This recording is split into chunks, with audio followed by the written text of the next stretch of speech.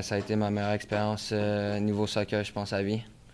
De pouvoir voir le niveau, de pouvoir jouer contre les meilleurs joueurs du monde, même dans les matchs amicaux qu'on a pu jouer. France et Pays-Bas, c'était quelque chose d'extraordinaire que je pense qui va nous servir à tout le monde, aussi au soccer canadien, de se comparer et puis de continuer à progresser. Parce que je pense qu'on est vraiment pas loin et on peut inspirer beaucoup de monde. Est-ce que tu sens que tu as montré à Jesse pendant le camp qui t'implique dans la rotation, qui te donne en 90 minutes? En gros, il nous a pointé tous ses principes de jeu, comment il voulait voir son équipe jouer, puis à chaque entraînement, c'était vraiment fixé sur ça. Et tout ce que je voulais, c'est prouver que j'avais les qualités pour jouer dans son équipe et aider l'équipe à gagner justement ce genre de tournoi, ce genre de match.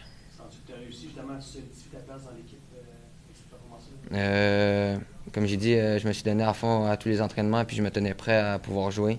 Jouer contre l'Uruguay aussi, c'est pas n'importe quel pays, c'est une grosse équipe, mais je pense que tous les joueurs alentour de moi m'ont vraiment aidé à avoir une bonne performance. Et après ça, le groupe aussi a eu une bonne performance, donc ça m'a aidé à être quand même bon sur le terrain. Qu'est-ce que tu ramènes ici de ce mois et demi avec l'équipe canadienne? Tu sais, côtoyer les joueurs de l'équipe canadienne, le style de jeu de Jesse, qu'est-ce que tu ramènes de ça ici aussi à Montréal? En gros, je pense que le truc que j'ai le plus appris, c'est le football international, le soccer international, que c'est un haut niveau, mais, mais on n'a pas à craindre nécessairement, on n'a pas à arriver à stresser dans un match comme ça. On, on, on a les qualités pour justement jouer ces genres de matchs-là. Le monde au Canada ont les qualités pour jouer, les joueurs au Canada ont les qualités pour jouer ce genre de match-là. Et il faut avoir confiance en nous quand on arrive dans des matchs comme ça. Jesse a un peu déploré hier le traitement qu'on donne au Canada par rapport à certaines grosses nations de soccer à la Copa América. Est-ce que tu as senti ce traitement-là aussi sur le terrain, cette différence-là? Pour de vrai, je portais pas vraiment attention à ça. Je portais plus attention à qu'est-ce que nous on faisait sur le terrain. Donc, j'ai pas envie d'énumérer vraiment le négatif de la compétition. Après un mois comme ça, comment tu te sens à la fois mentalement et physiquement? Super bien, les deux. Comme j'ai dit, je pense que ça ouvre les yeux, jouer des compétitions comme ça. Ça donne confiance aussi quand tu joues contre des pays comme qu'on a joué. Donc, j'arrive ici physiquement frais et mentalement avec encore plus de ressources. Tu fais 90 minutes contre des Betancourt, contre des Ugarte, et puis quand tu es au haut niveau. Comment tu te sens quand tu constates ça? Euh, que, que le soccer, c'est quand même fou de pouvoir passer on va dire, jouer à Montréal, puis là, jouer contre des Federico Valverde, des Betancourt, ou ces personnes-là qui jouent dans les plus grandes équipes du monde, et de quand même rivaliser et d'avoir une bonne performance. Et je parle de toute l'équipe aussi. Donc, comme j'ai dit, il faut rester positif sur ça, où ce que le soccer au Canada continue de croître, et je pense qu'il va y avoir encore de plus en plus de jeunes qui vont se nourrir de ce que le Canada est en train de faire pour justement, dans les compétitions qui arrivent, être encore meilleur. You've seen Kone up close for years, but Yeah. you really had a moment at Copa. What was that like to see? Sorry, can you What was repeat that that? like to see? Just Yeah. Kone To see have Ismail? such a moment at Copa. Ismail was, we all know he has quality, he's an amazing player. And on the field, when he's at his best, he's a top class player. And I think he has the quality to reach the best club in the world. And we all saw it in the tournament that he at one moment he can do anything he wants on the field. So yeah, he's a youngster and he's gonna keep grinding and he's gonna reach the top. Pour toi, personnellement, la sélection a franchi peut-être un palier à la Copa. Jesse va chercher à améliorer l'équipe, à aller chercher d'autres talents, d'autres jeunes dans les 2 prochaines années. Comment tu approches les 2 prochaines années pour t'assurer d'avoir ta place, d'avoir peut-être un rôle accru aussi dans 2 ans, sur quoi tu veux travailler, comment tu vois les 2 prochaines années? Comme j'ai tout le temps approché ma carrière, de me donner à fond à chaque entraînement, à chaque match, d'essayer de prouver au maximum mes qualités sur le terrain. Et c'est tout. Après ça, de continuer à faire mes matchs en club pour justement être le plus fit possible et prouver le plus possible au coach. Ça, c'est le côté de fun. Là, le côté moins de fun, c'est que on rentre dans la deuxième moitié de saison. La fin des transferts est ouverte maintenant. Mhm. Toi, tu approches ça comment, cette deuxième moitié-là? Est-ce que tu te dis, OK, je vais être ici jusqu'à la fin de l'année, ou est-ce que tu te dis, je vais être ici jusqu'à temps que le téléphone sonne? Est-ce que tu t'attends à ce que quelque chose bouge? L'organisation a dit qu'ils veulent te garder ici sur le long terme. Y a-tu du nouveau? Y a-tu eu des discussions? Y a-tu eu des relances d'offres de contrat? Qu'est-ce qui se passe? Non, tout ce que j'ai à dire, c'est comme que je l'ai dit auparavant. Je suis ici à Montréal, je suis sous contrat ici et je vais continuer à faire mes matchs. Et si le coach fait appel à moi, je vais tout le temps être là. Mais pour l'instant, je suis ici et je vais me donner à fond. Puis ton agent, il dit quoi? Mon agent, bien sûr que je parle avec mon agent et ces discussions-là vont rester entre nous deux. Est-ce que tu te verrais plus dans un club MLS ou maintenant que tu joues au plus haut niveau contre ces équipes-là, est-ce que tu te verrais jouer en Europe? Bien sûr, j'ai tout le temps dit que je voulais aller en Europe un jour. C'est mon rêve. Après ça, je cache pas que j'ai un contrat ici. Donc, comme j'ai dit, ça va rester comme ça. Mais bien sûr que j'ai tout le temps rêvé de l'Europe, de la Ligue des champions et du plus haut niveau de foot que je pourrais jouer dans ma vie. C'est un sport collectif, mais il y a une réalité business individuelle aussi. De voir que tu es là-bas, mais que tes coéquipiers du CF Montréal ne voient pas le terrain, toi tu le vois, cette dynamique-là, je présume que tu es tellement proche de Sam. Je présume qu'il y a une dynamique un peu particulière. Là. Toi, tu es super content, mais en même temps, tu es conscient qu'à côté, c'est peut-être pas la même réalité. Bien sûr que je réalise ça, mais je pense qu'on avait un groupe avec Sam ou avec Joël, on s'entend tellement bien, ou avec tout le monde dans le groupe. On était tellement unis que le bonheur d'une personne était le bonheur de tout le monde. Puis je pense que c'est ça qui a fait notre force au tournoi, où la solidarité dans ce groupe-là était incroyable. Et que je jouais ou que je jouais pas, moi j'étais content pour l'équipe. La marche du milieu de terrain jusqu'à ton penalty, ça s'est passé comment? Très bien. Très bien, sérieusement. Après 90 minutes dans les jambes, je pense que le plus gros du stress était passé. Fait que quand je suis arrivé au point de péno, ça passe ou ça casse. Ça me dérangeait pas plus que ça. C'était ça ma mentalité. On sait que tu es toujours en très bonne forme physique, tu as joué, tu as voyagé. Si le coach a besoin de toi pour 90 demain, es-tu correct? Je lui ai dit que j'étais available pour lui. Pas de souci. Non, mais je l'ai félicité comme Joël, Sam et Harry. C'est une expérience extraordinaire. Je suis content je pense que tout le monde était content de le voir aussi jouer un titulaire le dernier match et que j'ai pas pu voir encore. J'espère le visionner et, par curiosité.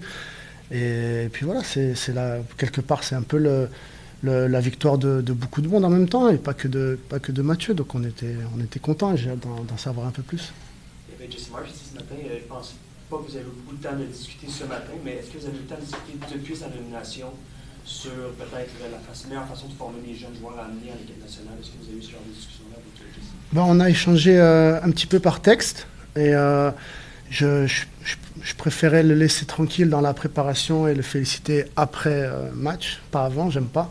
Et là, on s'est promis qu'on se trouverait un moment pour que j'essaye un peu d'apprendre un peu de sa façon quand il a réussi à mentaliser tout un groupe en quelques jours, quelques semaines. C'est extraordinaire et puis c'est pas la première fois, donc j'ai beaucoup à apprendre de lui. J'espère qu'on aura un moment pour se caler. J'écoutais sur le podcast samedi, on disait que vous avez été l'une des équipes les plus touchées par les absents pendant les tournois internationaux.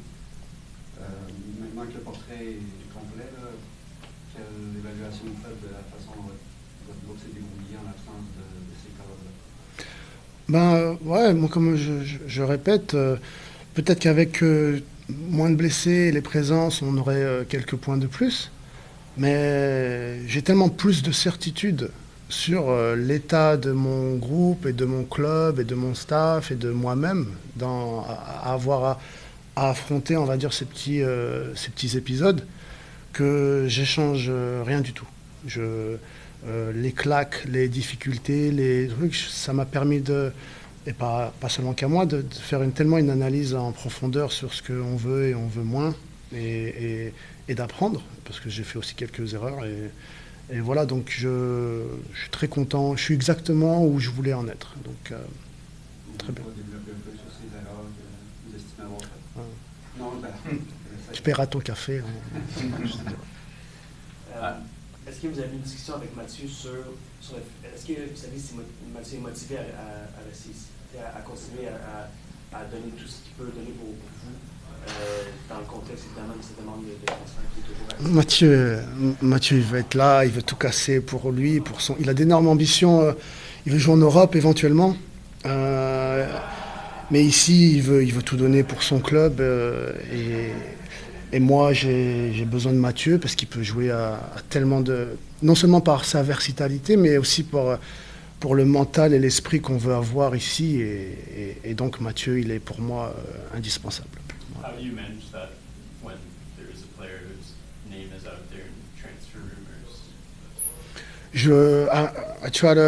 I do my part, which is mentalize him and get him the best out of him on the field. And Mathieu always give his best, whether it's in the locker room, whether it's on the field. Now the player wants to get something to feel more valued, and it's at the end of the day we're all the same, right? So you just want to be valued for what you give, and he gives a lot. So.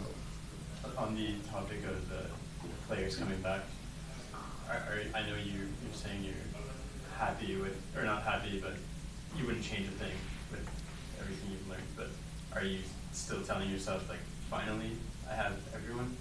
Yeah, a little bit of both for sure. A little bit of both for sure. But really, whether it was for my own deficiencies or qualities, I was able to look at the mirror of the stuff that I think I can be good at and the stuff that I need to improve a lot. Same thing with the players, same thing with the locker room, with the staff, with the processes, with the communication up and down. So there's so many layers to this job that I'm learning right now, and of course I'm happy to have everybody healthy and all together. And hopefully we can slowly build from all the little weird moments. But yeah, a lot of teams made adjustments too. A lot of teams are getting people are fearing us in a way for some aspects, or know that they can capitalize on. So everybody's evolving. So it's not going to be easy because everybody's back, but it's going to be more precise to the stuff that we want to do for sure. Même sur les Red Bulls aussi, demain, c'est une équipe qui vous a tendu un petit piège. La dernière fois, ils sont revenus de 2-0 à 2-2. Est-ce que vous avez appris des leçons de ce match-là? Comment vous entrevoyez le match de demain? Les leçons, c'est... Regardons le match, comment on n'a pas marqué le troisième but et comment on a concédé l'égalisation. C'est les leçons. Donc, et quels sont dans ces éléments-là l'aspect tactique ou erreur du jour et l'aspect mentalité. Et avant leur départ, Samuel et Mathieu jouaient assez régulièrement au centre du terrain, beaucoup ensemble. Est-ce que d'office, ça revient à eux de prendre ces places-là et dès demain, ou est-ce que Samuel n'a pas joué depuis un mois et demi? Je ne sais pas exactement quel état il est. Oui, ils vont jouer demain. Tu n'étais pas là à l'époque, à la Coupe du Monde en 2022, Sam n'a pas joué. C'était un contexte différent parce que c'était à la fin de la campagne. Je pense que mentalement, ça avait été un coup dur, puis la trêve ou l'entre-saison avait fait du bien.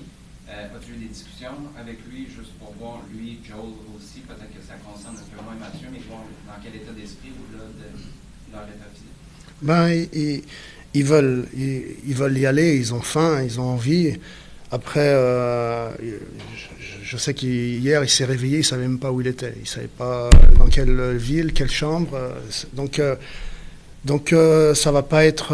ils vont pas être au top de leur forme, mais ils ont beaucoup d'envie, beaucoup de cœur et ils sont fit. Donc, en avant. L'équipe n'a toujours pas gagné sur la route depuis le match à Dallas et à Miami au début de la saison. Ça commence à dater. Est-ce que c'est juste les équipes qui vous reçoivent qui sont mieux rodées, ou est-ce qu'il y a quelque chose que vous aviez au sein de l'équipe à cette époque-là que vous avez perdu, que vous aimeriez retrouver? Comment vous expliquez ça? Ouais, je sais pas, à Philly, on arrive à trouver un moyen de se mettre... on a fait les choses qu'on voulait faire et on arrive à se mettre, à prendre l'avantage. Après, on prend un carton rouge un peu stupide. Après, on a montré beaucoup de caractère pour aller chercher l'égalisation. Donc, c'est vraiment cette notion d'alterner entre faire la même chose en même temps et dans le bon et et puis minimiser des choses que j'ai un petit peu du mal à expliquer, c'est les absences individuelles où tu penses que le joueur à ce moment-là, il est en train de prendre et boum, il n'est pas au niveau que tu attendais ou que lui-même pensait être. Donc, et après, comment ça affecte les autres. Mais dans tous les cas, il y a une notion mentale où on a eu l'impression par le passé que dès qu'un élément mauvais se mettait en place, que c'était une cascade de plusieurs qui allaient nous enchaîner. Donc j'espère que maintenant on est à un autre stade de maturité et qu'on refera plus ça, mais on va voir. New York, c'est quand même compliqué à gérer, et puis on va voir. Mais on pense avoir appris en maturité. Tom Pierce, est-ce que tu peux nous en parler? Qu'est-ce que tu vois d'intéressant dans son profil et à partir de combien de temps il pourra commencer à aider l'équipe? Il est loin en fitness, mais son expérience et sa qualité sur son pied gauche, que ce soit dans le jeu court ou long et le service sur les centres, et sa capacité d'être box-to-box est intéressant. À moyen et long terme, pour le court terme, il est encore un petit peu short. Samedi, c'est Toronto, gros rival. La dernière fois que vous avez joué contre eux, c'était compliqué. À quel point vous vous concentrez sur ce match-là versus le match de demain? Est-ce qu'il va y avoir une rotation cette semaine ou vous allez y aller à fond pour le match? Un peu des deux.